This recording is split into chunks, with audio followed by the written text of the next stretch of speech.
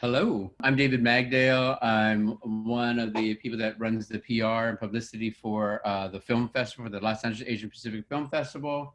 We are so happy to be here. Every Saturday in October, we're doing at noon, we're doing these talkbacks with some amazing filmmakers and producers. We had our first one last week with Finding Ying Ying. And today we're here with two amazing producers as we celebrate Diane Quon and we celebrate Nina Yang Bongiovi. But welcome to the Los Angeles Asian Pacific Film Festival, presented by Visual Communications. Thank you for joining us today for our C3 Converse, Artist Conversation in partnership with ADOC, which is the Asian Documentary Filmmaker Network of over 600 Asian Americans working in documentary. We are mainly filmmakers, both award-winning veterans, emerging, but also include programmers, writers, journalists, curators, funders that work to increase the visibility and support of Asian Americans in the documentary world. And we're partnering together with OYEATMF, which stands for Open Your Eyes and Think MF. It's a platform that myself and my colleague Vince Johnson started as kind of a response to the lack of, I say that the imbalance, I think, for certain films and filmmakers and people who felt they were on the margins who couldn't get through in what was the ecosystem that I call it ecosystems of 2019. And so we were interested in really creating a space and voices for films from BIPOCs, LGBTQ, and anyone that felt on the outside. So we launched things through virtual cinema. And we're going to be doing panels and seminars and providing resources and talkbacks. We just want to make sure that we can be part of the change that's happening right now in 2020. We're all home in this pandemic. We're all here on Zooms. I think one thing that we realized, even with the film festival being virtual, we've created even more community than ever before. And that's why these C3 Converse are so important, I think, because for us as Asian Americans or Asian Pacific Americans, it's good for us to know who are our storytellers, who are the people that are bringing our stories to the forefront, who are the people such as these two amazing producers who are actually supporting the filmmakers and these stories. And so we want to bring this to you.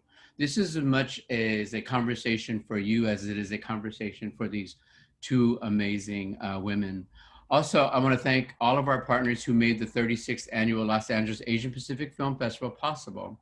Thank you especially to the Academy of Motion Pictures Arts and Sciences, Sony Pictures Entertainment, Comcast NBC Universal, California Arts Council, SAG-AFTRA's Producers Industry Advancement and Cooperative Fund, the National Endowment for the Arts, HBO, and Warner Media. So thank you to all those sponsors, because without you, we would not be able to do that. And let me give a shout out and a thank you to all of you who are tuning in this afternoon, because it's after 12, right? Because it's so important that you are here. And every week we're going to be doing this at noon. Next week in our noon slot, we're going to have three amazing first-time documentary feature filmmakers. The filmmaker and they're all women. Alice Gu from The Donut King, Yi Shen from First Vote, and Jenny from Finding Ying Ying. Sorry, we just had it last week. Anyway, but it's so great because I think these are opportunities, and if anything in COVID, and we were talking last night, that this is a really great opportunity. So, and it's going to be hosted by Nan Fu Wang. So it's going to be really, really great. So with today's panel, let's just get going here. It's going to be a conversation. It's not going to be, I'm going to sign off and let these two amazing women take over. But let me just give a little background. We have their bios will be in the chat so you can see, but Diane Quon is like the hardest working documentary producer in 2020. I think she has like 80 projects that are out there right now. But she was Academy Award nominated for Minding the Gap. If you guys remember, that was like last year together with Bing Liu. This year, she has Finding Ying Ying, The Dilemma. What was the dilemma? What's the title of the dilemma? The Dilemma of Desire. The Dilemma of Desire, which is amazing. And also Wuhan, which is still to be coming out. And we're going to have some really great news this week on that particular film. and then she's a consulting producer on a number of projects, First Vote, and the Morris, the what's it, Morris County? Missing in Brooks County. Girl, I'm sorry, Missing in Brooks There's a County. lot. It's Yeah, okay. it's a lot. So she's really very busy, and they brought her into the academy this year. So this is so great. And then, we thought, who best that we could have this conversation with? And all I kept coming back to was someone who's become a friend over the years, and someone who inspires me also on a daily basis for what she does. And this is producer Nina Yang Bongiovi. And she, you'll hear from them and I'll be quiet, but she had Fruitvale Station as a producer, Sorry to Bother You, The Godfather of Harlem, Dope, Roxanne. I mean, she's killing it. And what I like about both of these women, they come from a space where it's really about bringing other people with them. And it's about supporting these stories that don't get told. So without further ado, let me back out here and let me turn this over to the amazing Nina Yang Bongiovi and Diane Quon. I'll come back in at the end, like for 2 minutes, and we'll try to take some Q&A questions.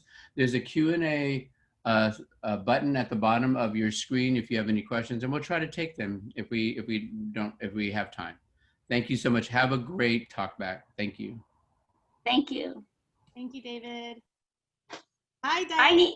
Hi, Nina. Wait, I'm turning up my volume a little bit. Cool. Hey, thank you everybody for tuning in, all the participants supporting Diane. I'm really here to support her as an incredible documentary producer. And I admire your tenacity in docs, because I always say documentaries are so tough to produce. And is it okay for you to tell our participants like what you do, like what does it mean to be a documentary producer?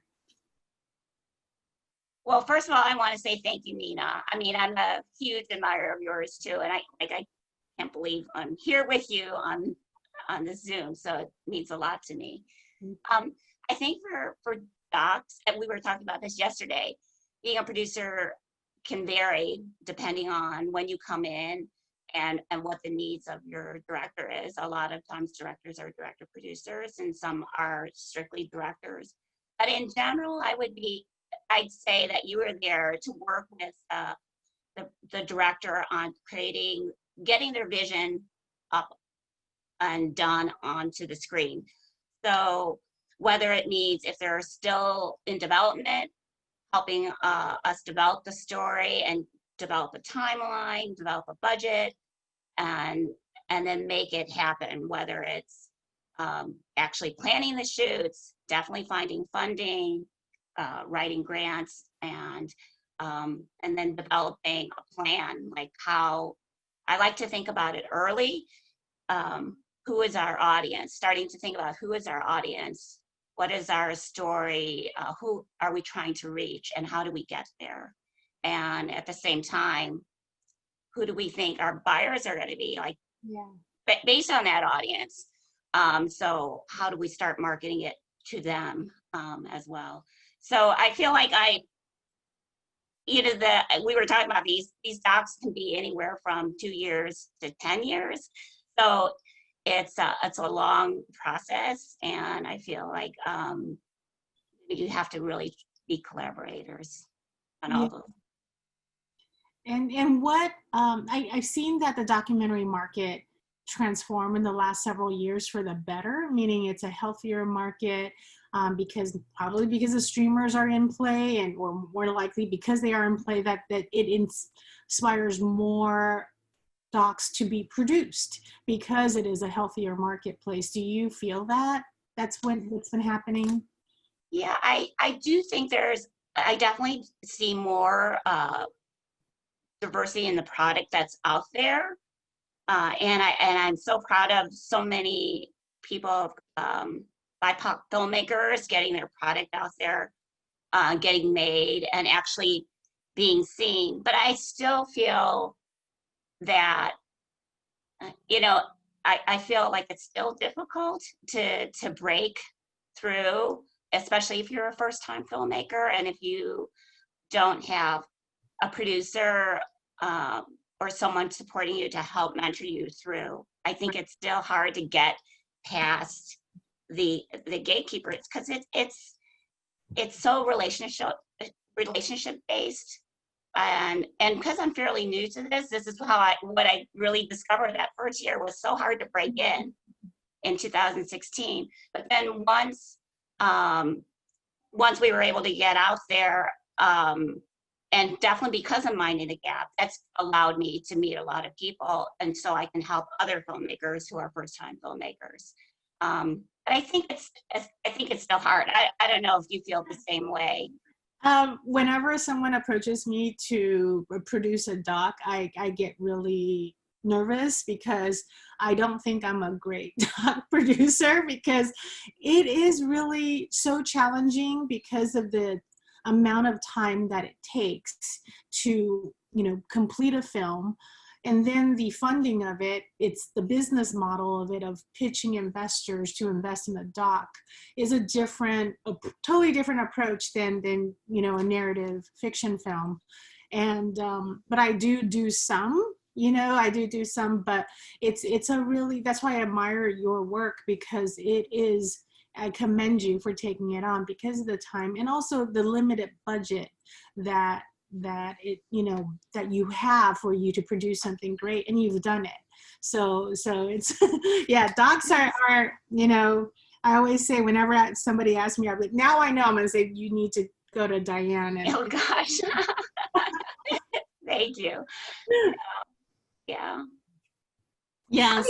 How did you get started, Nina?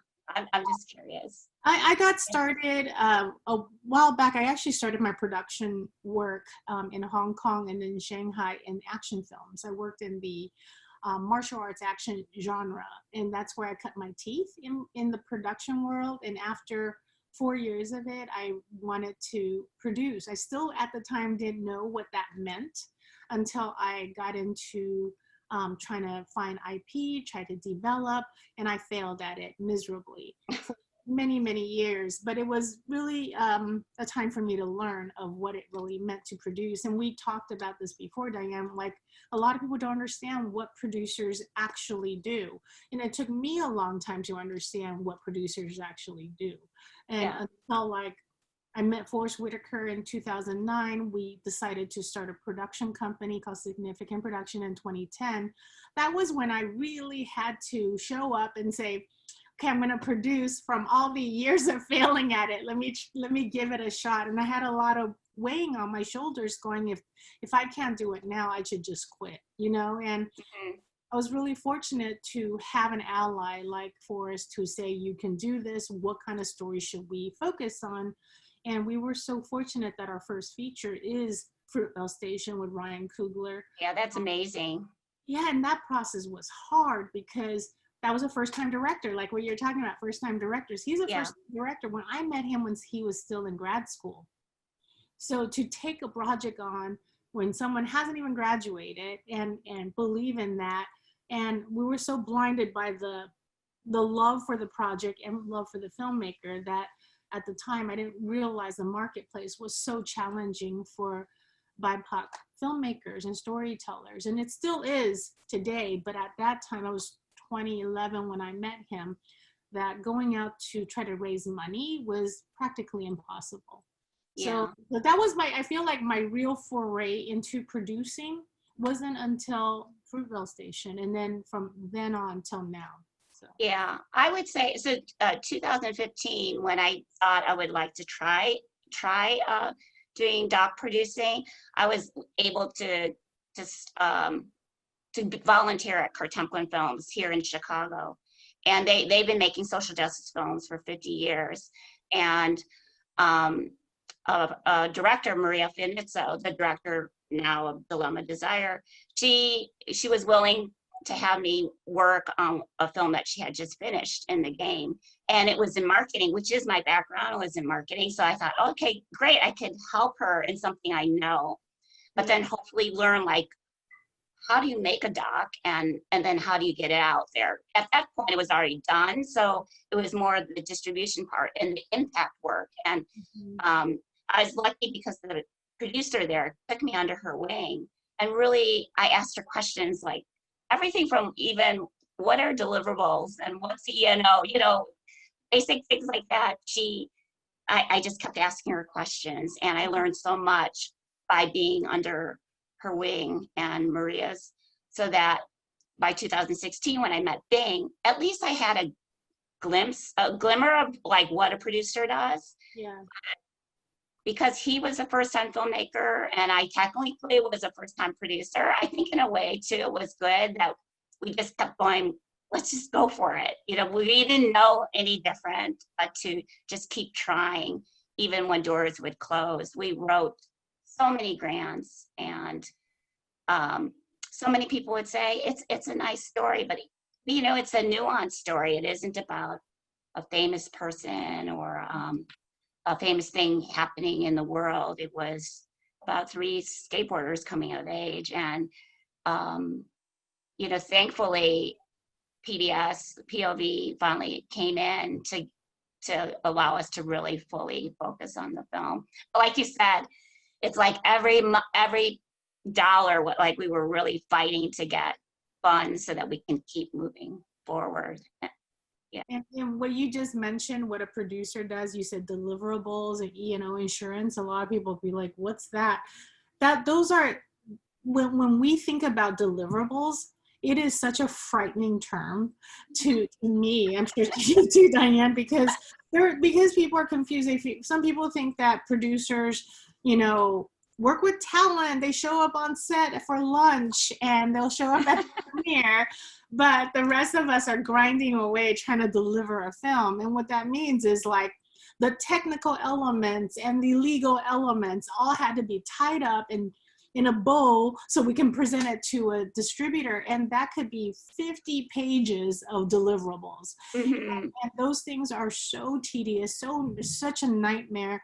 And that's what producers do, you know? And I think that that's the real, that's the real aspects of producing, is having something from beginning to the very end, to deliver to a distributor, to market alongside with the distributor, to give feedback, and then bring it out to the marketplace. It's a long process. It is. And even after a film is done, you know, oftentimes the director is on to their next project. And meanwhile, the producer is still wrapping the bow, like you said, and making sure all the deliverables are there.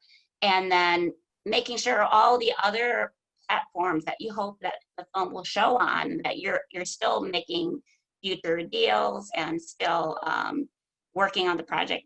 Like Mind in the Gap, we have a new deal with Criterion Channel. I'm really excited that Criterion is bringing out a DVD, and so we're just doing like the production for that.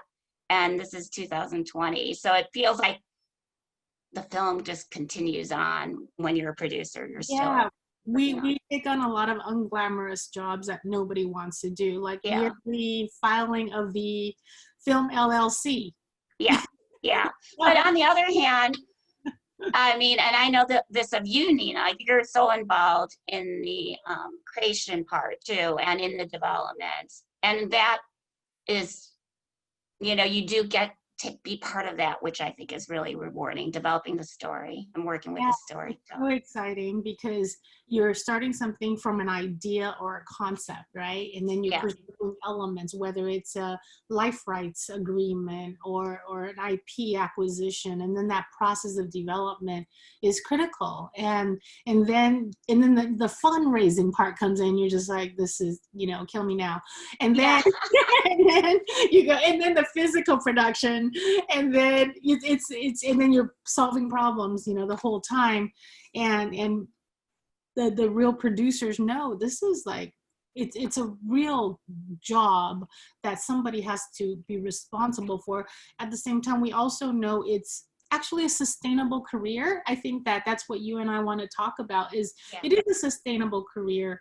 A lot of times when I talk to Asian Americans, especially, they don't want to pursue a career in producing because it's not really seen, you know?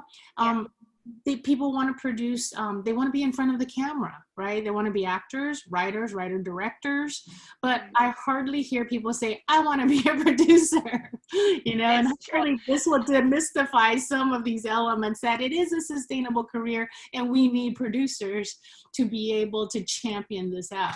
Yeah, I really believe that we do need producers. I feel so lucky now that after Minding the Gap happened and then working on all these other projects, so many people, and I'm sure for you too, Nina, especially young filmmaker or new filmmakers of color, and come to me and say, can you help produce my film? And I wish I could do them all, but I just can't. So I keep thinking, like, what do we need to do? And that is to have more producers.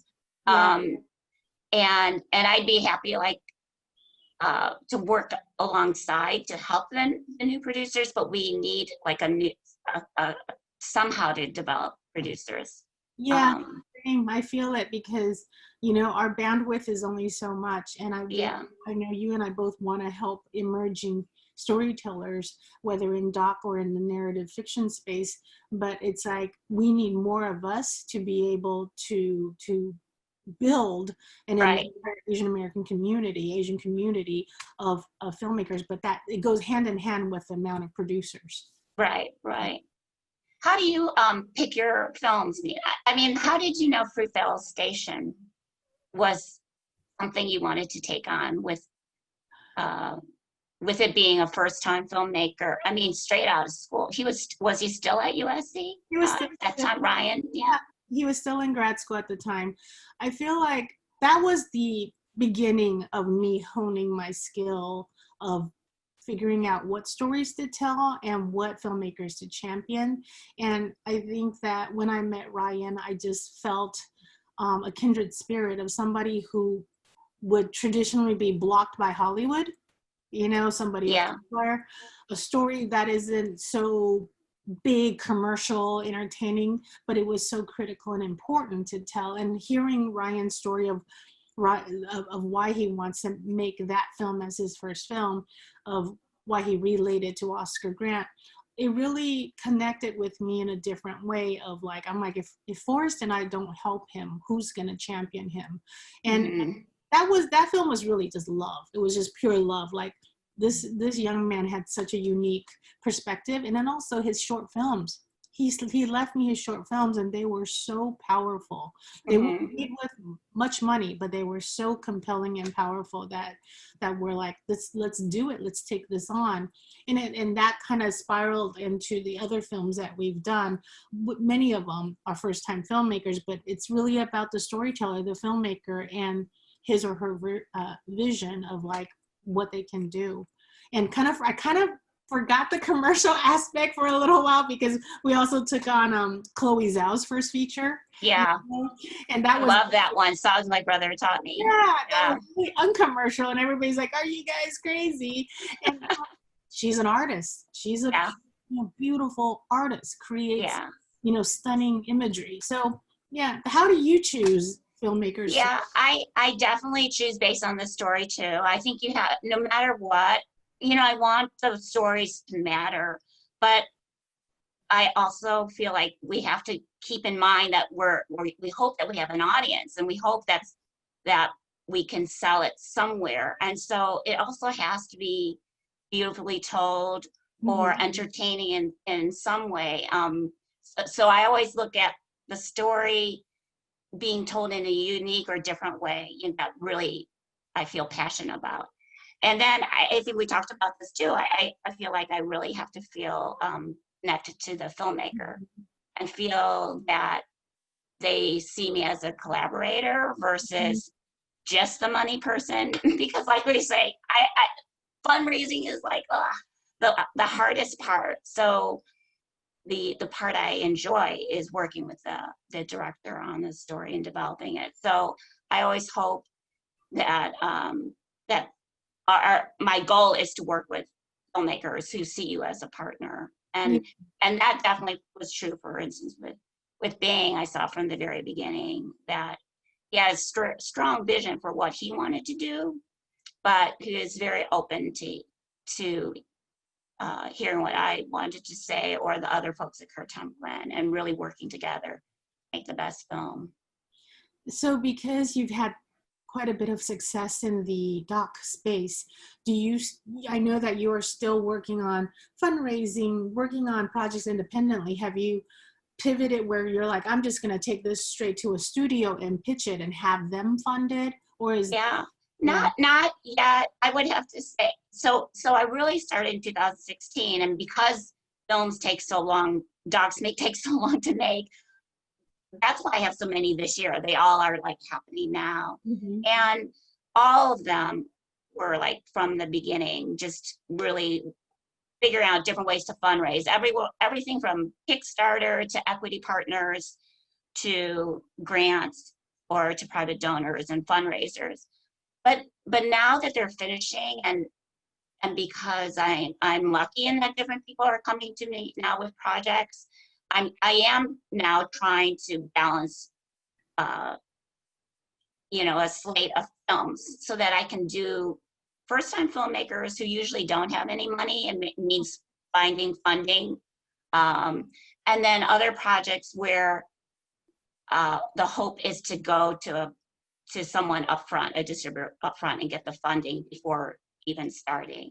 But I only can start doing that now, I think, because of having a little bit of success, that it allows me to be able to do that.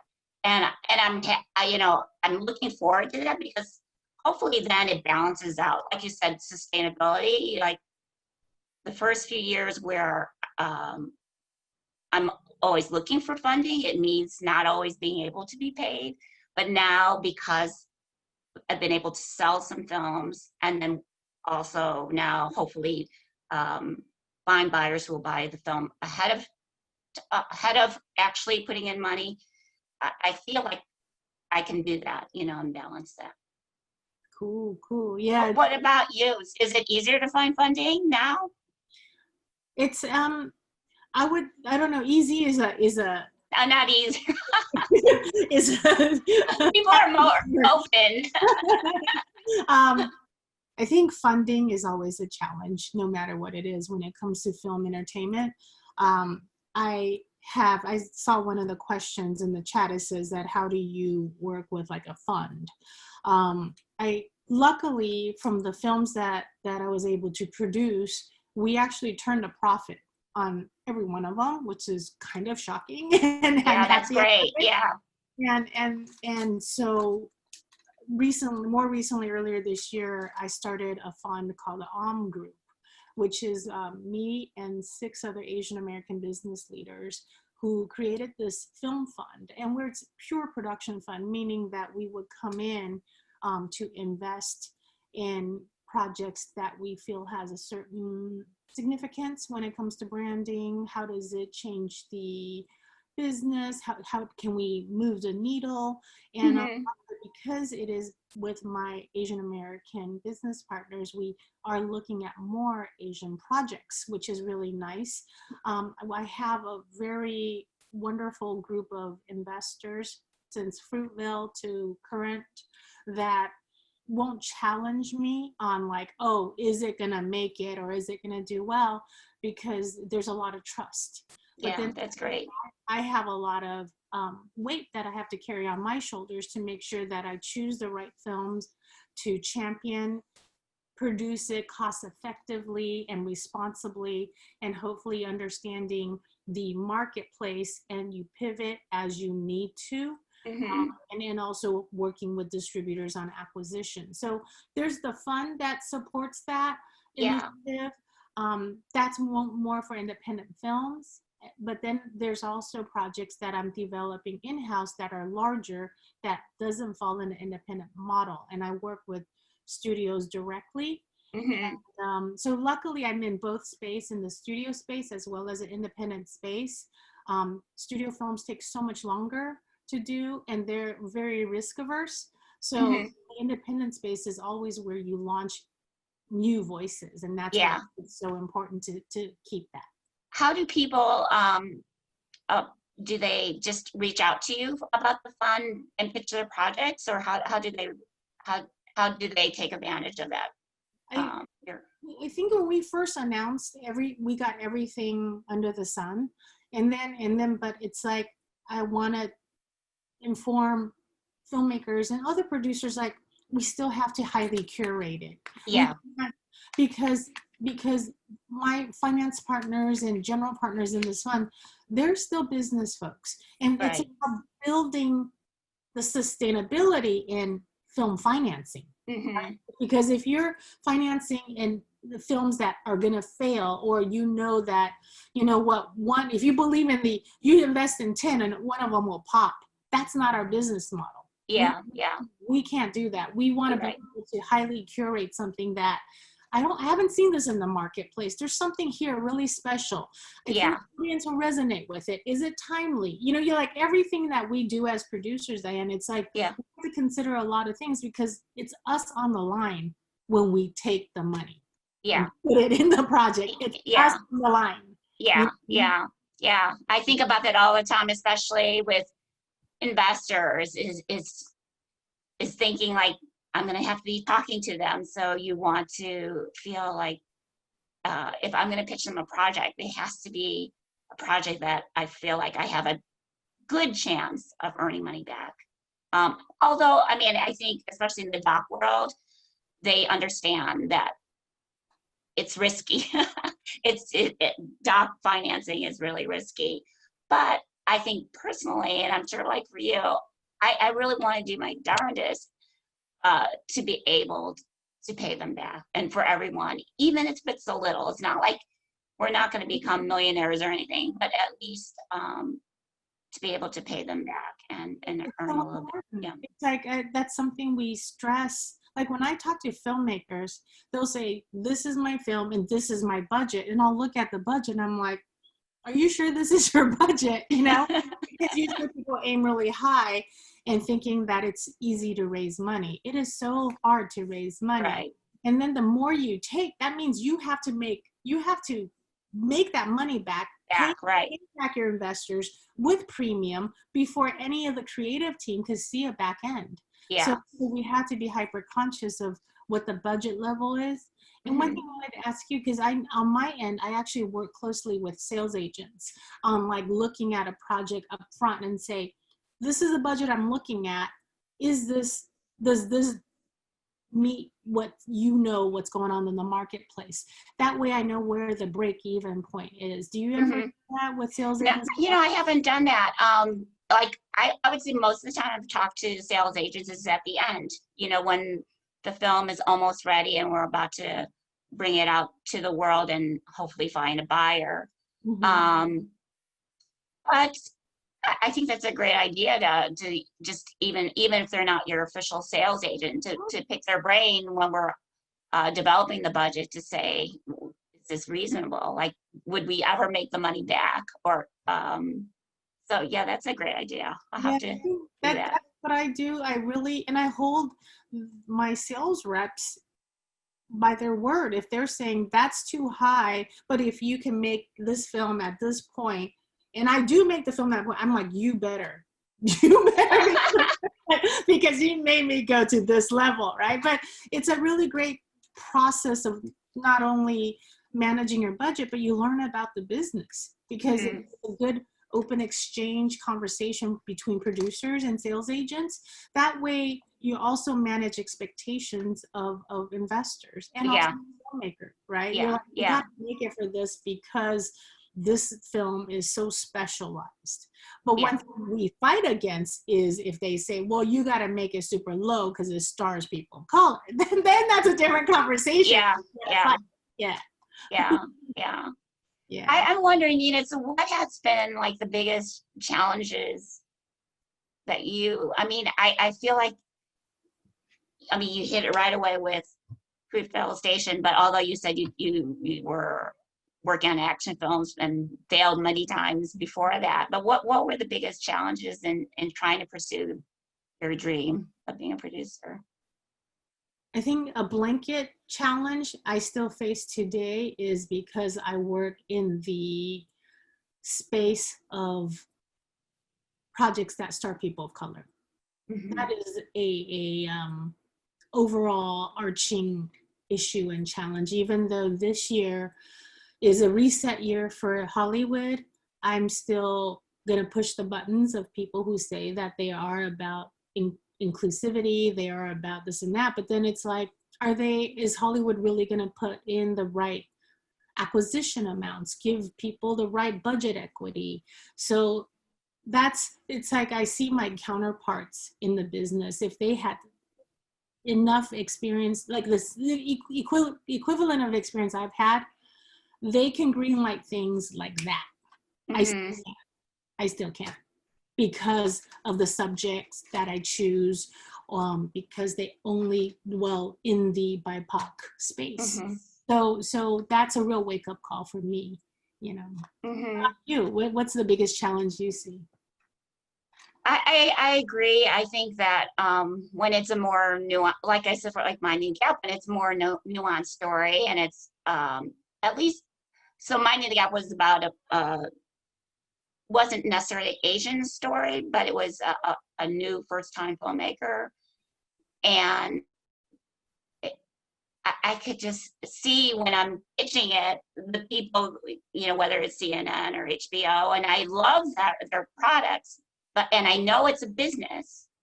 So I understand that they have to have projects that they can be sure of that's going to be commercially successful. So the challenge to me is like, how do we find a place then for stories that are more nuanced, or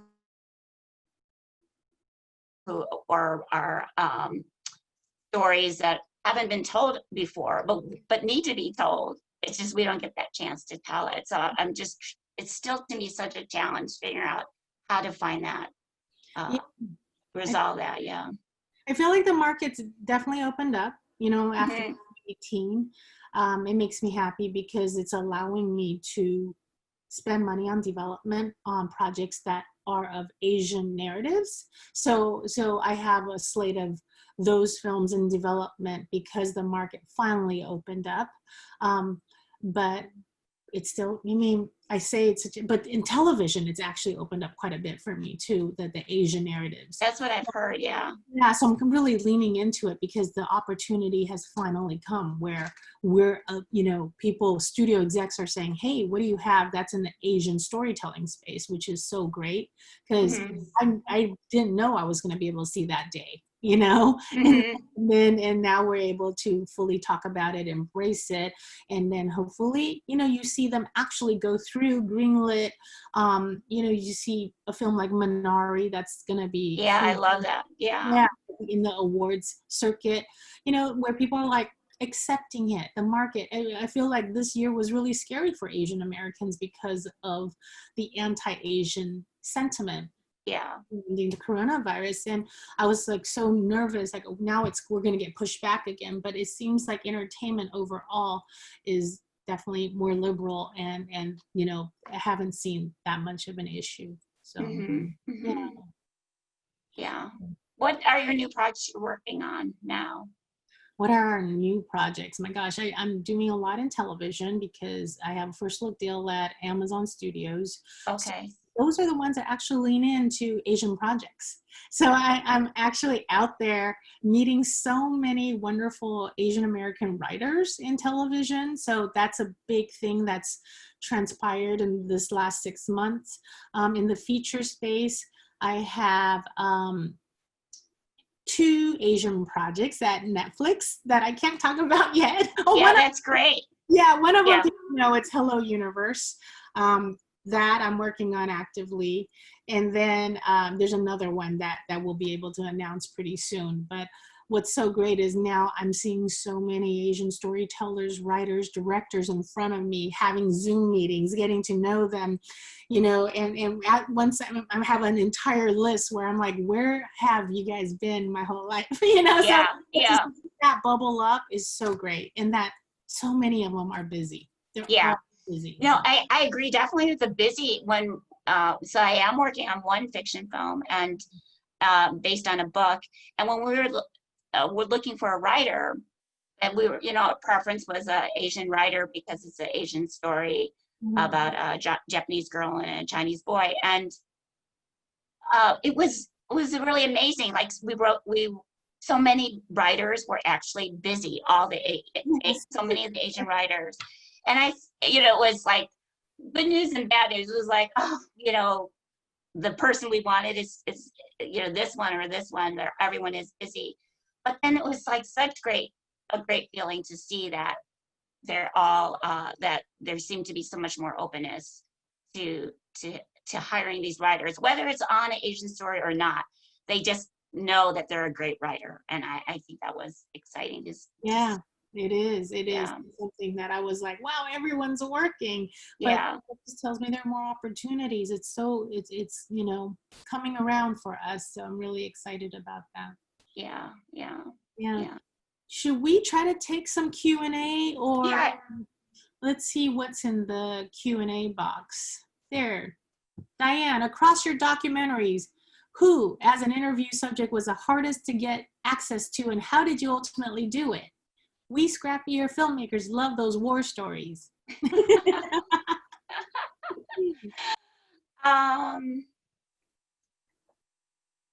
Well, for Finding Ying Yang, which was about Ying Yang who disappeared in 2017, Jenny Shi, the director, is just this young, sweet director who has this really difficult story, but was like fearless in trying to get the interviews. And Ying Yang disappears, and we follow the family. So the family was very open to being filmed because they wanted people to know about Ying Yang, because our goal was to talk about Ying Yang, not crime so much, but to really focus on the victim who's often forgotten. So the parents were really open.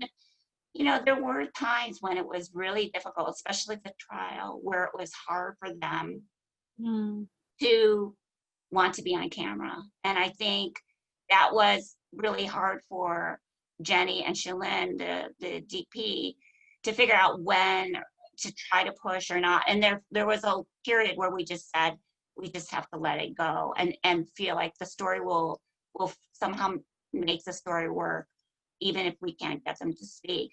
But so the parents for a while was difficult, but the other character that was hard to get was in this film, the perpetrator had a girlfriend who actually was mic'd, and is the one that, because of what she caught on the mic, they were able to arrest the perpetrator. So she was brave enough, even after he admitted that he had killed Ying Yang, she kept the mic on and pretended to still be his girlfriend for days so that she could collect all this evidence.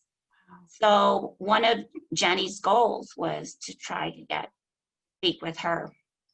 She said no to all of the stations, ABC, Dateline, all the news stations wanted, of course, her story. And Jenny wrote her a letter, just explaining the intent of the story and how we wanted to celebrate Ying Yang's life and tell her story. And that we believe that she was brave, the girlfriend, to do what she did. And so she gave Jenny the only interview. Amazing. Yeah. So I was really proud of this girlfriend, but also Jenny and Shalyn and their care in approaching her and filming. I feel like that's, between the producer and the director, that trust has to be built with the subject matter. And that's when they would allow you into their lives. And that goes to the nonfiction space. When I told you, Diane, I'm like, nonfiction to me is such a strange term because I worked on so many real life rights. Right. Situation, whereas Oscar Grant, that life rights was impossible to get at the time because they were going through a civil trial. And the mother of Oscar Grant was so anti-Hollywood, because I think Yeah. a lot of Hollywood folks have went to them to say, hey, you know, we want to do a story about your son. And that trust is so important to build. Sometimes it takes a long time to get there. For Fruitvale, it took us about almost a year to get that life rights. And that's between me, Forrest, and Ryan talking to them and saying and promising them that we're not going to exploit your story. And Yeah. we're not going to, you know, we are not that type of people. Our purpose and intention are this. And it was just a lot of that trust building. Finally, Yeah. at, you know, almost a year's point, she said, sure, I'll give you the life rights. And once that happened, she opened up the world of who Oscar Grant's friends were, relatives, grandmother, Right.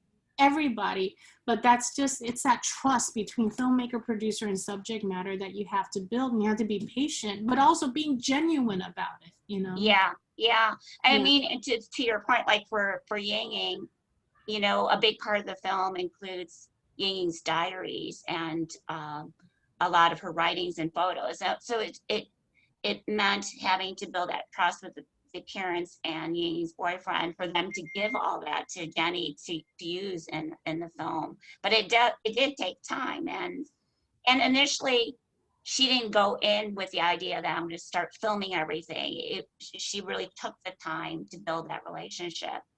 So did Ryan write the script before getting the life rights? It was just a story that he wanted to tell. He didn't write it before the life rights, but he did a lot of research and he was Okay. ready to write it. So Okay. once we actually signed the life rights, he delivered the first draft within a couple weeks. He was that ready. Wow, the story was ready. And he kept evolving it, polishing it, but because he got access to the family and relatives and friends, so he was able to put all the authenticity and nuances in it that when the family finally watched it at Sundance, they said they were so blown away that he captured all those small important elements.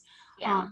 But it's, and also like on the fiction side or narrative features side, when we work with subject matters, life rights subject matters, or their families, one of my big challenges, they think that if we do take on their story, they think they're going to hit the lottery. Right. One thing that's very challenging because I work so much now in the life rights space with the movies that I'm working on. Boy, that's one of my tough challenges, is managing their expectations that they're not hitting the lottery. Right.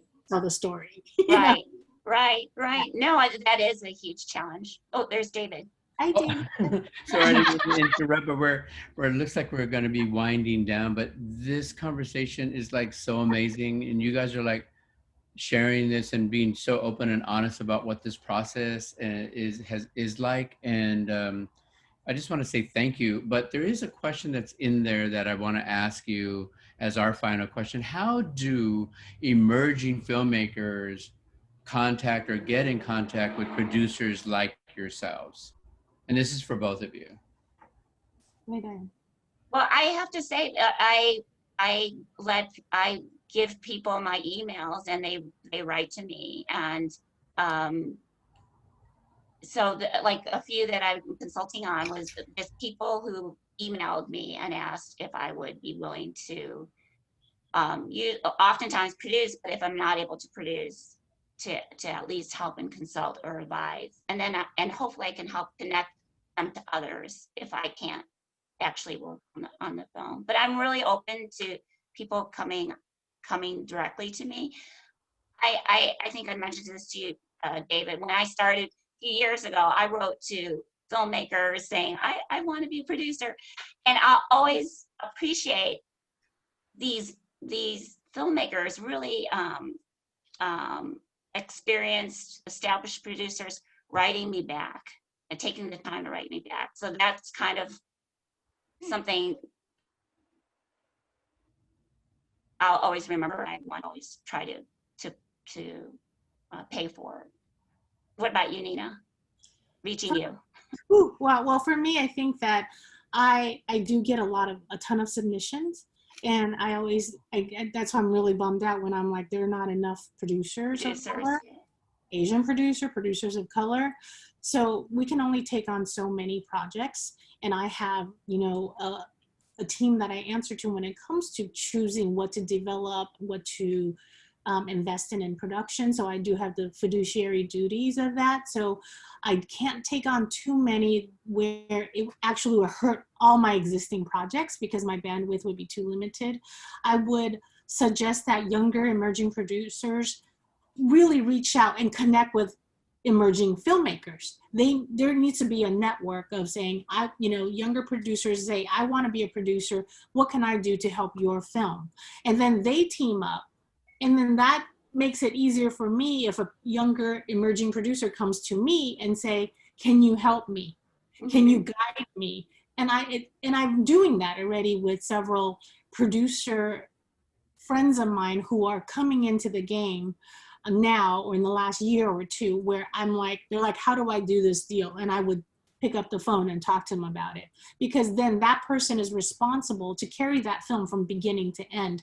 And what's great about that, you have these emerging filmmakers with emerging producers, they grow together in the system, right? They cut their teeth at the same time and they grow in the system together. There's going to be more and more of us. But for me, it's just more about advising, just like you, advising those producers. Instead of me advising the directors, let me advise the producers with them on what they need to do to get that film accomplished. Yeah, and lately I've been directing folks to the directory that ADOC has and Brown Girls Doc Media. They have this wonderful directory of filmmakers, and they list what their strengths and skills are. So it's a great way to match up and find partners. Yeah, and there's a lot of wonderful nonprofits like Visual VC that has a lot of connection. There's CAPE that has a whole roster of writers, directors, producers. There's the Film Independent, there's San Francisco Film, there's CineReach. There's just like all these wonderful organizations that support creators. When I say creators, I'm talking about producers as well, producers and filmmakers. And then, constantly be out there to say, here I am. I'm encouraging those who are tuning in, like those of you that say, I want to be a producer, then you link up with all these wonderful filmmakers and come cut your teeth together and grow in the business. I agree with you 100%. I mean, it's like, if the people that are here asking that question, if you can look and do the research, because there's so many resources, like all the organizations that you just mentioned, even showing up when we used to show up at film festivals, when it was like coming to Sundance, and there'd be so many different resources that were there. And like you said, producers and emerging producers, emerging filmmakers cutting their teeth together. Mm-hmm. I think certain filmmakers, I was able to work on Better Luck Tomorrow with Justin Lin, and a lot of the people that came with him are still working with him as he rose. And so there's a lot of that. So I don't know if there's a magic bullet, but there's also tenacity, there's also perseverance, but also being serious about what you want to do. Like you said at the beginning, it's not about being on the red carpet, but it's really getting behind and wanting to tell that story, or really being part of that team that's going to tell that story. And for all of you that are out there that are like too afraid to like step up because maybe it's our own culture that's held us back, don't do that. This is our time. This is our moment. And it's only going to continue, because this is what's going on right now in 2020. And if the pandemic taught us anything, these stories are important. These stories are relevant. These women that you see right here, these are the leaders, but they had to start somewhere. If they sat home and did nothing and hoped the opportunity was going to come, they would not be on this panel right now. So in closing, I just want to say, I'm so grateful that you guys gave of your time, Nina and Diane, today to share with us, because you were just dropping so many great ideas and so many, inspirational moments, like how do we do this, and then the trials and tribulations that you have to go on. I mean, we could have sat here for like another hour or so, but thank you so much for giving of your time today. And to all the people that were behind the scenes, Leilani, Isio, Vince, Francis, Rochelle, Dorothy, for pulling this all together for all of us, and to Visual Communications and the people from the LA Asian Pacific Film Festival, This is again our time. I mean, I've been doing this since 1997 with the festival, so I've seen the growth, right?